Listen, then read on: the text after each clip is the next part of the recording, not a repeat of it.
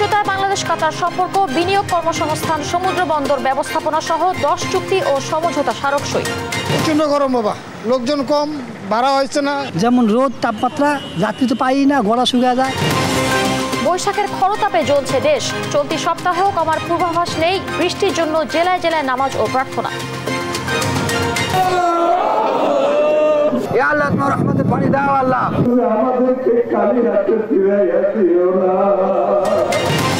সাবেক আইজিপি বেনজিরের অঢেল সম্পদের হিসাব জানতে চান হাইকোর্টও। 2 মাসের মধ্যে প্রতিবেদন দিতে দুদককে নির্দেশ। সিদ্ধান্ত না মানায় এমপি একরামের শাস্তি চায় নোয়াখালী আওয়ামী লীগ। 5 বছরে কুষ্টিয়ার উপজেলা চেয়ারম্যান আতার সম্পদের পাহাড়। এবং উপজেলা পরিষদের শেষ ধাপের তফসিল ঘোষণা। Vote 5 June. যৌথ অভিযানের কারণে বান্দরবানের 3 উপজেলায় নির্বাচন স্থগিত। সংবাদ রাতে দেখছিলেন AKSTM টিভার সংবাদ শিরোনাম, সঙ্গে আছে আমি করবি তৃষা। বিনিয়োগ, কর্মসংস্থান, সমুদ্র বন্দর ব্যবস্থাপনা সহ বিভিন্ন ক্ষেত্রে সহযোগিতা এগিয়ে নিতে কাতারের সঙ্গে 5 চুক্তি ও 5 সমঝোতা স্মারকে সই করেছে বাংলাদেশ। সকালে প্রধানমন্ত্রীর কার্যালয়ে কাতারের আমির Sheikh Tamim bin Hamad Al Thani ও প্রধানমন্ত্রী শেখ হাসিনার উপস্থিতি এ স্বাক্ষর হয়। এর আগে একান্ত বৈঠক করেন কাতারের আমির ও প্রধানমন্ত্রী। জয় যাদবের রিপোর্ট।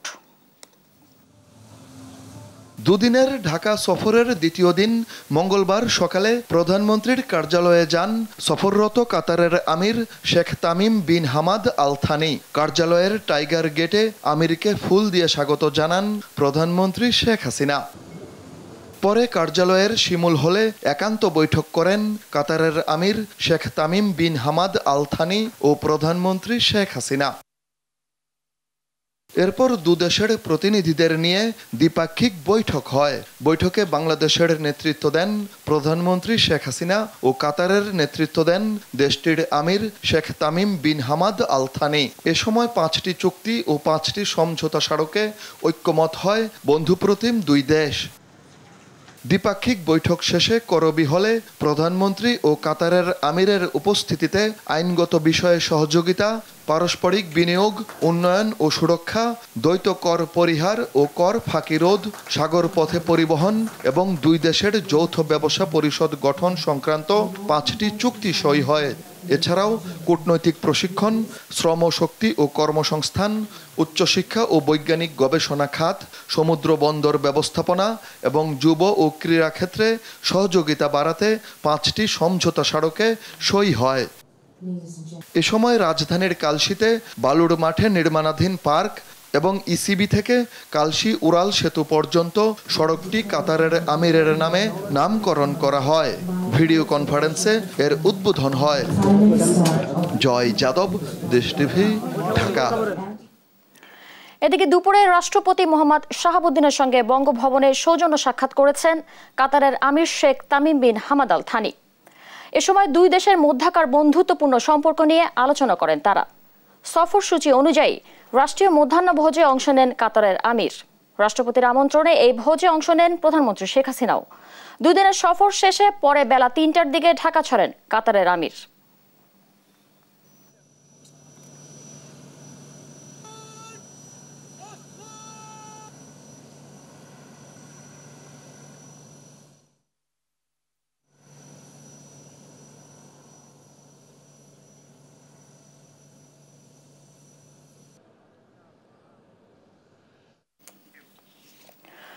বৈশাখের খরতাপে জ্বলছে দেশ। জারি রয়েছে হিট অ্যালার্ট। খুলনা ও রাজশাহী বিভাগে বাড়ছে গরমের তীব্রতা। বেশিরভাগ জেলায় আজও গড় তাপমাত্রা 40 ডিগ্রি ছুঁই। তীব্র গরমে সবচেয়ে বিপাকে নিম্ন আয়ের মানুষ। আপাতত বৃষ্টির কোনো পূর্বাভাস দেয়নি আবহাওয়া অফিস। মাজহারুল ইসলামের রিপোর্ট। সূর্যময় আকাশে নিয়ে মেঘের দেখা, গ্রীষ্মের প্রচণ্ড দাবদাহে হাসপাস জনজীবনে। প্রয়োজন না হলে কেউই বের হচ্ছেন না বাসা থেকে। জীবিকার তাগিদে যারাও বের হচ্ছেন তারাও খুঁজছেন স্বস্তির ছায়া। বেশি বিপাকে খেটে খাওয়া মানুষ। যেমন রোদ, তাপমাত্রা, যাত্রী তো পাই না, গলা শুকিয়ে যায়। পানির বোতল লগে আছে, খাই আর তাও তৃপ্তি নিতে পারি না। অতিরিক্ত গরমের জন্য আমরা ভাড়াও পাইতে আসছি না। আজকে 3 দিন ধরে জমা উঠতে পারছি না। প্রচন্ড গরম বাবা, লোকজন কম, ভাড়া হচ্ছে না। দাঁড়ায় থাকি কি রোদের ভিতরে খুব কষ্ট। ভাড়া তার কষ্ট হচ্ছে, কাজকাম করতে পারতেছি না গরমের ঠেলায়। গরমের কারণে সে চালাতে পারছি না, জিভে তাদের ভালো লাগছে, কারণ খাইতে তো লাগবে। তীব্র গরমে আরও ভোগান্তি বাড়িয়েছে রাজধানীর যানজট, তবে স্বস্তি আছে মেট্রো রেলে। গরম থেকে একটু প্রশান্তির জন্য অনেকেই সড়কের পাশে বসা দোকান থেকে শরবত এবং ডাবের পানি কিনে খাচ্ছেন। বিক্রেতারা বলছেন গরমে বেড়েছে বিক্রি। বেচাকেনা আলহামদুলিল্লাহ ভালো হইতেছে। আল্লাহর কাছে আমি একটাই দোয়া করি যে মানুষ এই গরমে থাকতে পারতেছে না, যে অশান্তি হইতেছে। আল্লাহ যেন মানুষের শান্তির ব্যবস্থা করে দেয়। গরম তো প্রচুর গরম, ওই প্রচুর গরমে লেবুর শরবত অনেক খুব উপকার, এই জন্য আর কি খাওয়া। দাম ঠিকই আছে, ডাবের দাম অনেক বাড়ছে, ডাবের বেচাকেনা অনেক বাড়ছে। চলমান তাপপ্রবাহ থাকবে আরও কিছুদিন। আপাতত নেই বৃষ্টির কোনো সম্ভাবনাও। জলবায়ু পরিবর্তনের কারণে আবহাওয়ার এমন বিরূপ প্রভাব বলে জানান আবহাওয়াবিদরা। গত 24 ঘন্টা দেশের সর্বোচ্চ তাপমাত্রা ছিল 3টা জেলাতে, সেটা ছিল আপনার খুলনা, যশোর এবং চুয়াডাঙ্গা 40.6 ডিগ্রি। আপাতত আমার বৃষ্টির ওরকম সম্ভাবনা নেই, সেক্ষেত্রে এই মাস ব্যাপী কম বেশি তাপপ্রবাহ থাকবে। বৈশ্বিক যদি প্রেক্ষাপট বিবেচনা করে বৈশ্বিক কিন্তু তাপমাত্রা কিন্তু বৃদ্ধি পাচ্ছে, এবং এই বৈশ্বিক ইয়েতে আমাদের বাংলাদেশে কিন্তু এর প্রভাব আছে, এবং বাংলাদেশে কিন্তু তাপমাত্রাটা বৃদ্ধি পাচ্ছে। মঙ্গলবারও দেশে তাপমাত্রা 40 ডিগ্রি ছুঁই ছুঁই। মাজহারুল ইসলাম, দেশ টিভি, ঢাকা। তীব্র গরমে হাঁসফাঁস জনজীবন, টানা খরায় পড়ছে ক্ষেতের ফসল। এই অবস্থায় বিভিন্ন জেলায় বৃষ্টির আশায় খোলা আকাশের নিচে ইস্তিসকার নামাজে আদায় করছেন মুসল্লিরা। খায়রুজ্জামান সেতু, এস সোহান ও নাহিদ হাসান তিতাসের তথ্য ছবিতে ডেস্ক রিপোর্ট। সপ্তাহ খানেক ধরেই তীব্র দাবদাহে পুড়ছে দেশ। তাপমাত্রার পারদ ছাড়িয়েছে 40 থেকে 42 ডিগ্রিতে। ভ্যাপসা গরমে নাভিশ্বাস জনজীবনে। এ অবস্থায় দাবদাহ থেকে বাঁচতে বৃষ্টির প্রার্থনায় রাজধানী ঢাকা সহ দেশের বিভিন্ন স্থানে ইস্তিসকার নামাজ আদায় করেছেন মুসল্লিরা। চুয়াডাঙ্গায় কয়েকদিন ধরে দেশের সর্বোচ্চ তাপমাত্রা বিরাজ করছে। এ অবস্থায় মঙ্গলবার চুয়াডাঙ্গার টাউন ফুটবল মাঠে ইস্তিসকার নামাজে অংশ নেন হাজারো মুসল্লি। আল্লাহর কাছে গরমের তীব্রতা থেকে বাঁচতে চলে মুনাজাত। তাপমাত্রা পড়ছে, এটা অসহনীয় একটা অবস্থা। তা আমরা পুরো চুয়াডাঙ্গাবাসীর জন্য এবং দেশবাসীর জন্য দোয়া করার উদ্দেশ্যেই আমাদের আজকে এই নামাজ। সকল প্রাণীকুল আজকে কষ্ট থেকে মুক্তি পাওয়ার আশায় আমরা দোয়া করেছি, আল্লাহ যেন শান্তির বৃষ্টি দান করে। আমরা যেহেতু মুসলিম ধর্মাবলম্বী, তাই আল্লাহর কাছে আমরা ইস্তিসকার নামাজ আদায় করে আল্লাহর কাছে আমরা আল্লাহর প্রাণা প্রার্থনা করলাম, আল্লাহ দ্রুত আমাদের যদি বৃষ্টি দেয়। বাগেরহাটের মোরেলগঞ্জের আজিজিয়া স্কুল মাঠে ইস্তিসকার এ নামাজে অংশ নেন 5 শতাধিক মানুষ। নামাজ ও মোনাজাত পরিচালনা করেন পৌরসভা বাজার মসজিদের খতিব মাওলানা মোহাম্মদ আলী। কুষ্টিয়ার কুমারখালীর খড়িলার বিলে খোলা আকাশের নিচেও বৃষ্টির আশায় নামাজ আদায় করা হয়েছে। এতে প্রায় 3 শতাধিক মানুষ অংশ নেন। রসুলের পানি হিসাবে আমরা এখানে আসছি। আমি এখানে আসছিলাম আল্লাহর রহমতের বৃষ্টির আশায়, আল্লাহর কাছে কাগজি মানিত করে আল্লাহর রহমতের পানি যদি আল্লাহ রহমত করে, তার রহমতের আশায় এখানে আমরা মাঠের মধ্যে আইছি। পিরোজপুরে দাবদাহ থেকে রক্ষায় বৃষ্টির আশায় মঠবাড়িয়ায় ইস্তিসকার নামাজ আদায় করেছেন মুসল্লিরা। ভোরে মঠবাড়িয়া উপজেলার পশ্চিম টিকিকাটা গ্রামে এ নামাজ আদায় করা হয়। এ সময় টিকিকাটা গ্রাম সহ আশেপাশের গ্রামে শতাধিক মুসল্লি নামাজে অংশ নেন। অতিরিক্ত তাপদাহের কারণে মানুষ সহ সকল মাখলুক, কীট পতঙ্গ, গাছপালা তৌলত কষ্ট পাচ্ছে। তাই আমরা আজকে নামাজ আদায় করছি। আমরা আল্লাহ পাকের কাছে দোয়া করছি, আল্লাহ যেন আমাদেরকে একটি উপকারী বৃষ্টি দান করেন। এদিকে খুলনায় বৃষ্টির আশায় ইস্তিসকার নামাজ সকাল 10টায় নগরীর শহীদ হাদিস পার্কে অনুষ্ঠিত হয়েছে। ইসলামী আন্দোলন বাংলাদেশ খুলনা মহানগর এ নামাজের আয়োজন করে। টুম্পা আফরোজ, নিউজ ডেস্ক, দেশ টিভি।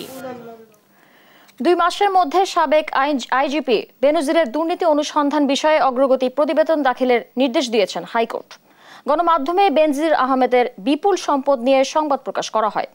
এরই প্রেক্ষিতে সাবেক এই আইজিপির সম্পদের উৎস জানতে কেন দুদককে নির্দেশ দেওয়া হবে না তা জানতে হাইকোর্টে রিট করেন এক আইনজীবী। সাবরিনা মজুমদারের রিপোর্ট। অঢেল সম্পদ ইস্যুতে আলোচনায় পুলিশের সাবেক মহাপরিদর্শক বেনজির আহমেদ। দেশে বিদেশে অবৈধ সম্পদ অর্জনের অভিযোগে এরই মধ্যে অনুসন্ধান শুরু করেছে দুর্নীতি দমন কমিশন দুদক। মঙ্গলবার এ সংক্রান্ত এক রিটের শুনানি হয় উচ্চ আদালতে। শুনানিতে আদালত বলে সরকারি কর্মকর্তাদের চাকরি শেষে সম্পদের হিসাব জমার ব্যবস্থা করতে হবে।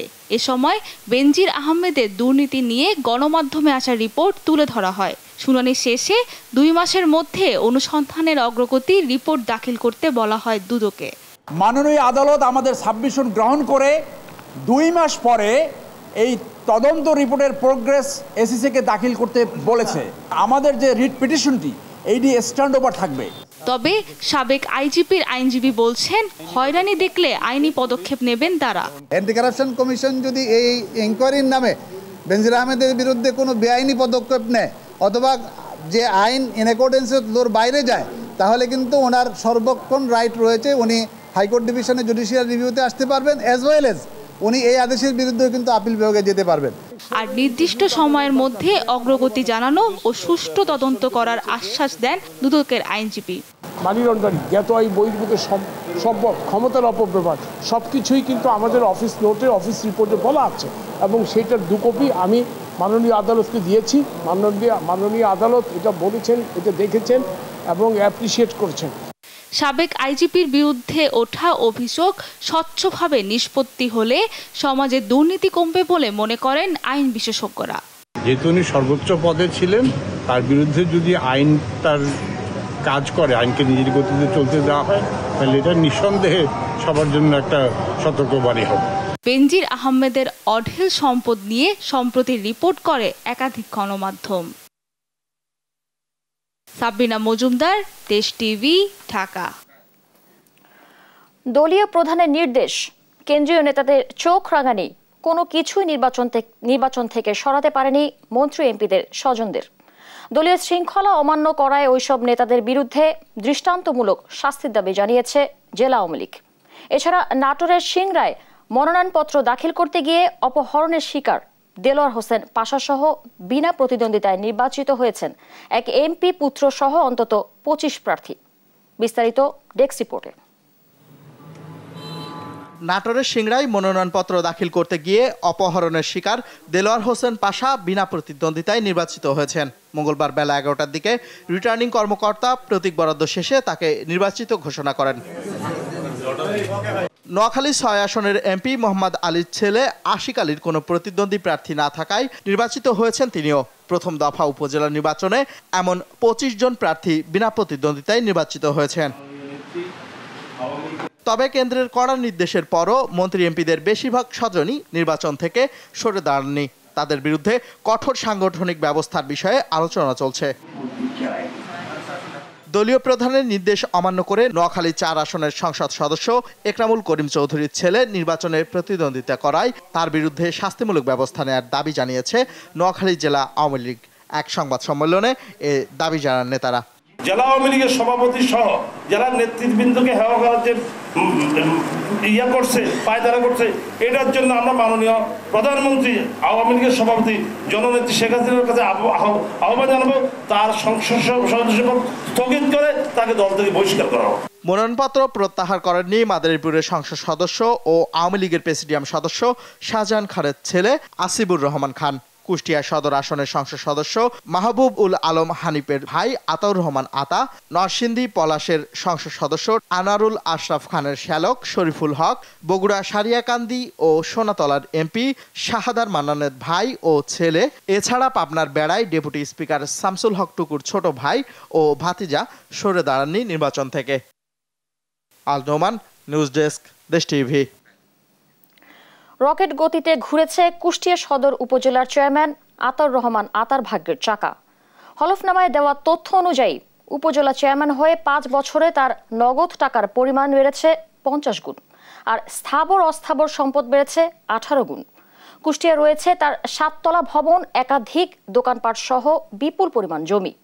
ঢাকাতেও আছে 3টি ফ্ল্যাট, রয়েছে বিলাসবহুল গাড়িও। বিস্তারিত ডেস্ক রিপোর্টে। পঞ্চম উপজেলা পরিষদ নির্বাচনের হলফনামায় দেয়া তথ্য অনুযায়ী বর্তমান কুষ্টিয়া সদর উপজেলা পরিষদের চেয়ারম্যান আতাউর রহমান আতার বাৎসরিক আয় ছিল 1,15,50,000। নগদ অর্থের পরিমাণ ছিল 4,88,984 টাকা। স্থাবর ও অস্থাবর সম্পত্তির পরিমাণ ছিল 1,09,45,000 টাকা, আর তার স্ত্রীর সম্পদের পরিমাণ ছিল 15 লাখ টাকার মতো, আর তার আয়ের উৎস হিসেবে দেখানো হয়েছিল ঠিকাদারি পেশা। তবে এবারের ষষ্ঠ উপজেলা পরিষদ নির্বাচনের হলফনামায় দেয়া তথ্য অনুযায়ী আতাউর রহমান আতার 5 বছরে বাৎসরিক আয় 3 গুণ বেড়ে হয়েছে 3,13,07,754 টাকা। নগদ অর্থের পরিমাণ 50 গুণ বেড়ে হয়েছে 2,84,61,826 টাকা, আর সম্পদের পরিমাণ 18 গুণ বেড়ে হয়েছে 19,90,79,587 টাকা। তার এই অঢেল সম্পদের উৎস হিসেবে দেখানো হয়েছে ব্যবসা, কৃষিকাজ, বাড়ি ভাড়া, শেয়ার, সঞ্চয়পত্র ও চেয়ারম্যান ভাতা। তবে স্ত্রীর নামে এবার দেখানো হয়নি কোনো সম্পদ। পঞ্চম উপজেলা নির্বাচনে তার হলফনামায় কোনো ব্যাংক ঋণ না থাকলেও ষষ্ঠ উপজেলা পরিষদ নির্বাচনের হলফনামায় গাড়ি কেনা বাবদ 30,16,982 টাকা ঋণ দেখানো হয়েছে। বর্তমান উপজেলা চেয়ারম্যান আতাউর রহমান আতা এবারও ষষ্ঠ উপজেলা পরিষদ নির্বাচনে কুষ্টিয়া সদর উপজেলা থেকে চেয়ারম্যান পদে নির্বাচন করছেন।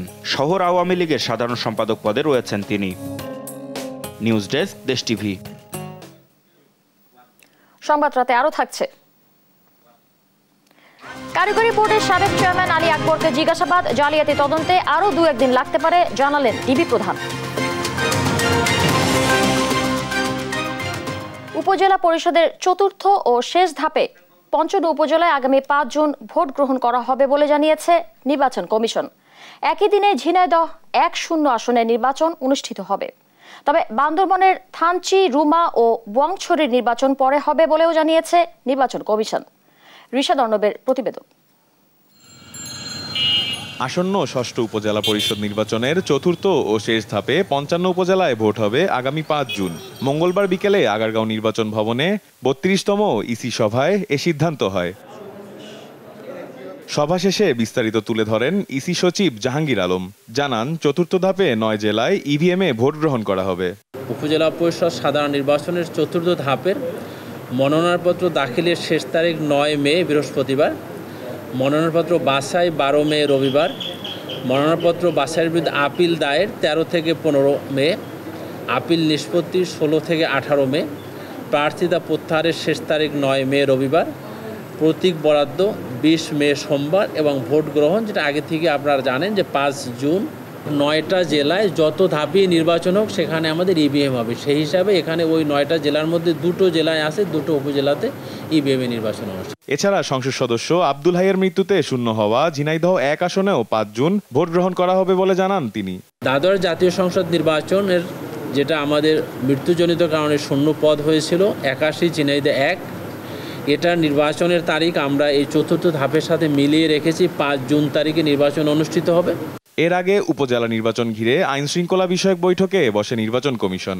পরে বান্দরবনের থানচি, রোয়াংছড়ি ও রুমা উপজেলায় নির্বাচন স্থগিতের কথা জানিয়ে ইসি সচিব বলেন, সুষ্ঠুভাবে ভোট গ্রহণে এবার আইন শৃঙ্খলা বাহিনীর অতিরিক্ত সদস্য মোতায়েন করা হবে। আইন শৃঙ্খলা রক্ষাকারী বাহিনীর সাথে যারা সম্পৃক্ত রয়েছেন তারা এবং জনপ্রশাসনের সাথে যারা সম্পৃক্ত রয়েছেন তারা, যাতে এই নির্বাচনটা দ্বাদশ জাতীয় সংসদ নির্বাচনের চেয়ে আরো সুন্দর এবং সার্থকভাবে আয়োজন করা যায়, এই জন্য বিভিন্ন বিষয়ে আলোচনা করে সিদ্ধান্ত দেওয়া হয়েছে। আগামী 8 মে প্রথম, 21 মে দ্বিতীয়, 29 মে তৃতীয় এবং 5 জুন চতুর্থ ধাপে ভোট গ্রহণ করা হবে। রিশাদ অর্ণব, দেশ টিভি, ঢাকা। সনদ ও নম্বরপত্র জালিয়াত চক্রে জড়িত থাকার অভিযোগে কারিগরি শিক্ষা বোর্ডের সদ্য সাবেক চেয়ারম্যান আলী আকবর খানকে জিজ্ঞাসাবাদ করেছে পুলিশের গোয়েন্দা বিভাগ। প্রাথমিক জিজ্ঞাসাবাদে জালিয়াতির কথা অস্বীকার করেন তিনি। অধিকতর তদন্তের জন্য 2-1 দিন সময় লাগতে পারে বলে জানিয়েছেন ডিবি প্রধান। বিস্তারিত নিয়াজ মোর্শেদের প্রতিবেদনে। সনদ ও নম্বরপত্র জালিয়াতি চক্রের সঙ্গে জড়িত কারিগরি শিক্ষা বোর্ডের চেয়ারম্যানকে কারিগরি ও মাদ্রাসা শিক্ষা বিভাগের এক অফিস আদেশে তাকে অব্যাহতি দেওয়া হয়। অব্যাহতি দিয়ে তাকে সংযুক্ত করা হয় কারিগরি শিক্ষা অধিদপ্তরে। এদিকে সকালে তাকে জিজ্ঞাসাবাদের জন্য তলব করা হয় ডিবি কার্যালয়। জিজ্ঞাসাবাদ শেষে চেয়ারম্যান বলেন, তার বিরুদ্ধে আনা অভিযোগ সম্পূর্ণই মিথ্যা, আর যে অপরাধে তার স্ত্রীকে আটক করা হয়েছে তাও মিথ্যা। আমি তার বিষয়ে কিছুই জানি না, এবং গোয়েন্দা সংস্থা কি তথ্য পেয়েছে আমি জানি। এটা মিথ্যা বানোয়াট ভিত্তিহীন, এটা তদন্ত চলছে। তদন্তকারী কর্মকর্তা আমার সম্পর্কে কিছু তথ্য খুঁজে বের করতে পারে, করবে। পরে ডিবি কার্যালয়ে ডিবি প্রধান হারুনা রশিদ বলেন, তাকে প্রাথমিক জিজ্ঞাসাবাদ করা হয়েছে, তবে তার বিরুদ্ধে আনা অভিযোগ সে অস্বীকার করেছে। এটা কি কারো দ্বারা বায়াস হয়ে আপনারা এগুলি করেছেন, নতুবা কেন আপনারা মাসের পর মাস বছরের পর বছর এভাবে চললো, আপনারা তার বিরুদ্ধে কোনো ব্যবস্থা গ্রহণ করলেন না। উনি তখন সেই যে কথাটা বললেন এবং যে এই যে কথাটা বললেন যে আসলে এটা আমি আসলে আমার লোকবল কম ছিল এই ঘটনার সাথে জড়িত, তা আপনার ওয়াইফ এখান থেকে টাকা নিলেন কেন? কয় সেটা আমি জানি না, আমার ওয়াইফ টাকা নিয়েছে। এবং আপনার ওয়াইফের সাথে সম্পর্ক কীভাবে হলো তো সেটাও আমি জানি। তার স্ত্রী ও কর্মচারীদের জড়িত থাকার বিষয়ে তিনি কিছুই জানেন না বলে স্বীকারোক্তি দিয়েছেন বলে জানান ডিবি প্রধান। তিনি আরো বলেন, যেহেতু তিনি ছিলেন একটি প্রতিষ্ঠানের চেয়ারম্যান, তাই তিনি তার দায় এড়াতে পারবেন না। আমি এই প্রতিষ্ঠানের রক্ষক, আমি এই প্রতিষ্ঠানের লিডার, আমি এই প্রতিষ্ঠানটা চালাই। আর এই প্রতিষ্ঠানের আমার সিস্টেম আমার আন্ডারে কাজ করে, যে আমার কাছ থেকে গোপন পাসওয়ার্ড নিয়ে সে আপলোড করে, সে সেখানে লক্ষ লক্ষ সার্টিফিকেট বিক্রি করে কোটি টাকা ইনকাম করছে, আর আমি এটা জানি না। এটা বললেই যদি আপনি বিশ্বাস করেন তা আমার কিছু করার নেই। বুয়েটের একটি প্রতিনিধি দল তদন্ত কাজে সহযোগিতা করবে, আর তাই অধিকতর তদন্তের জন্য আরও 2-1 দিন সময় লাগবে বলেও জানান ডিবি প্রধান। নিয়াজ মোর্শেদ, দেশ টিভি, ঢাকা। সংবাদ রাতে আরো থাকছে। বাস চাপায় 2 শিক্ষার্থী নিহতের ঘটনায় উত্তাল চুয়েট, এখনো গ্রেপ্তার হয়নি অভিযুক্ত চালক হেলপার, নিহতদের পরিবারকে সহায়তার ঘোষণা। জাতীয় অভিযোজন প্রকল্প ন্যাপ বাস্তবায়নে প্রতি বছর প্রয়োজন $850 কোটি, যার সরাসরি সুবিধা পাবে 1.5 কোটি বাস্তুচ্যুত মানুষ। এতে শহরের প্রান্তিক মানুষের আয় বাড়বে 10% এবং দেশ জুড়ে বনায়ন বাড়বে 5%। ন্যাশনাল অ্যাডাপ্টেশন প্ল্যান এক্সপোর দ্বিতীয় দিনে তুলে ধরা হয় এসব তথ্য। জলবায়ু তহবিল পেতে ন্যাপ এক্সপো সিঁড়ি হিসেবে কাজ করবে বলে আশা জানান পরিবেশ, বন ও জলবায়ু পরিবর্তন মন্ত্রী সাবের হোসেন চৌধুরী। বিস্তারিত জান্নাতুল মোহনার প্রতিবেদনে। জলবায়ু পরিবর্তনের প্রভাব থেকে দেশের মানুষকে রক্ষায় 119টি বিষয়কে বিবেচনায় নিয়ে তৈরি করা হয়েছে ন্যাশনাল অ্যাডাপ্টেশন প্ল্যান ন্যাপ, যা বাস্তবায়নে 2050 সালের মধ্যে বাংলাদেশের দরকার $230 বিলিয়ন। নবম ন্যাশনাল অ্যাডাপ্টেশন প্ল্যান এক্সপো ন্যাপের সুফল তুলে ধরা হয়। বলা হয়, প্ল্যানটি বাস্তবায়ন হলে 10 লাখ হেক্টর জমি রক্ষা পাবে, সমুদ্রপৃষ্ঠের উচ্চতা ও লবণাক্ততার ক্ষতি কমবে, 1 কোটি টন চাল উৎপাদন বাড়বে, 40 লাখ মৎস্যজীবী পরিবার সুরক্ষা পাবে। তবে এজন্য উন্নত দেশগুলোকে অর্থ ছাড় নিশ্চিত করতে হবে।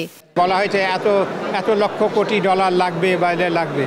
এই ফিগারগুলো কি করে আসবে?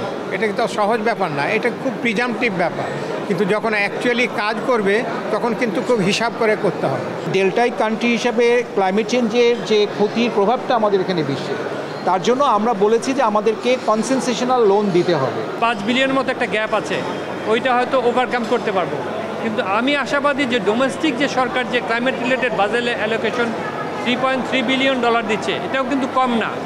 জলবায়ু পরিবর্তন মোকাবেলায় বাংলাদেশ কোন খাতে কি পরিমাণ অর্থ ব্যয় করবে তা নির্ণয়ের সক্ষমতা অর্জন করেছে। তাই জলবায়ু তহবিল পেতে ন্যাপ এক্সপো বিশ্ব দরবারে সেতু বন্ধন সৃষ্টি করবে বলে আশা জানান পরিবেশ মন্ত্রী। বাংলাদেশের এই পরিকল্পনাগুলো এটা তো অন্যান্যরাও তারা ফলো করতে চেষ্টা করছে। মিটিগেশন হচ্ছে বেস্ট ফর্ম অফ অ্যাডাপ্টেশন।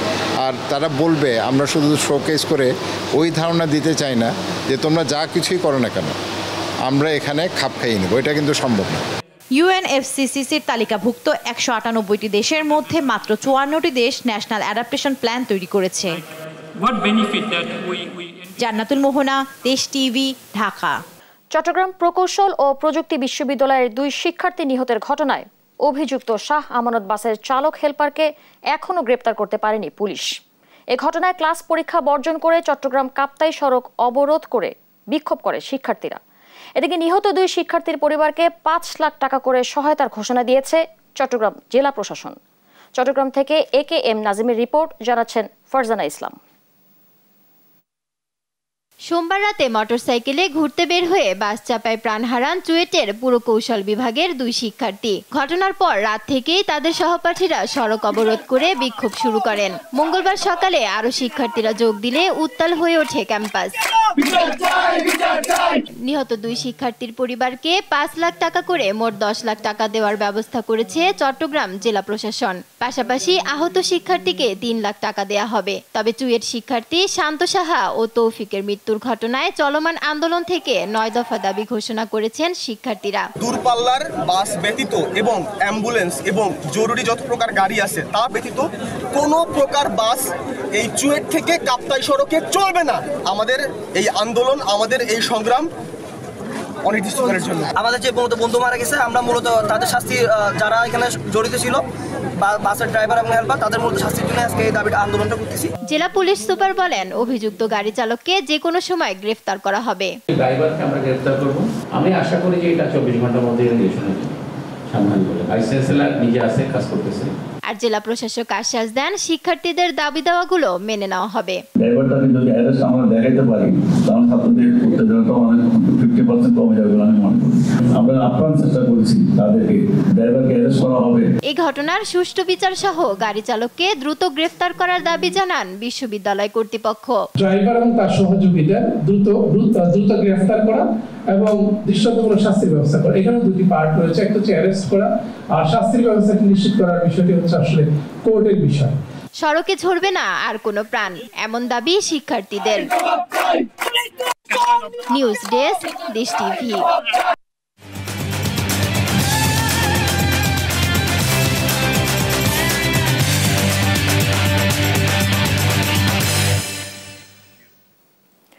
দর্শক, এখন আমরা চলে যাচ্ছি ওয়াশিংটন ডিসিতে ভয়েস অব আমেরিকার স্টুডিওতে। সেখানে দেশ টিভির জন্য যুক্তরাষ্ট্রের খবর নিয়ে অপেক্ষা করছেন তাহিরা কিবরিয়া। ভিওএ 60তে স্বাগত জানাচ্ছি, আমি তাহিরা কিবরিয়া। সংক্ষেপে আমেরিকার কিছু খবর। ইসরায়েল হামাস যুদ্ধের বিরুদ্ধে যুক্তরাষ্ট্রের শীর্ষস্থানীয় বিশ্ববিদ্যালয়গুলোতে সোমবার বিক্ষোভ বেড়ে যাওয়ায় পুলিশ কয়েক ডজন ফিলিস্তিনিপন্থী সমর্থককে গ্রেপ্তার করেছে। গত 7 অক্টোবর ইসরায়েলে হামাস জঙ্গিদের হামলা এবং গাজায় ইসরায়েলের তীব্র পাল্টা জবাবের মধ্য দিয়ে যুদ্ধ শুরু হয়। যুক্তরাষ্ট্রের পররাষ্ট্রমন্ত্রী অ্যান্টনি ব্লিংকেন বলেছেন, ইসরায়েল ও মানবাধিকারের প্রশ্নে যুক্তরাষ্ট্রের দ্বৈত নীতি নেই। সোমবার 2020 country reports on human rights practices নিয়ে এক সংবাদ সম্মেলনে ব্লিংকেন বলেন, সবার ক্ষেত্রে আমরা একই মান প্রয়োগ করি। যুক্তরাষ্ট্রের প্রতিনিধি পরিষদ ইউক্রেন, ইসরায়েল ও তাইওয়ানকে নিরাপত্তা সহায়তা প্রদানের জন্য $95 বিলিয়ন একটি সহায়তা প্যাকেজ বিল পাশ করার কয়েকদিন পর সোমবার যুক্তরাষ্ট্রের একটি দ্বিদলীয় প্রতিনিধি দল কিয়েভ সফর করেছে। আজ এ পর্যন্তই। Tahira Kibria, voice of America, Washington. এই ছিল এখনকার সংবাদরা। দেশ টিভির সর্বশেষ সব খবর পেতে ভিজিট করুন www.desh.tv। ফেসবুকে আমাদের সঙ্গে যুক্ত থাকুন দেশ টিভি অথবা দেশ টেলিভিশন পেজে। এছাড়া সর্বশেষ সব ভিডিও পেতে ইউটিউবে আমাদের হ্যান্ডেল @দেশ টেলিভিশন অথবা @দেশ টিভি নিউজ লিখে সার্চ করুন। ধন্যবাদ।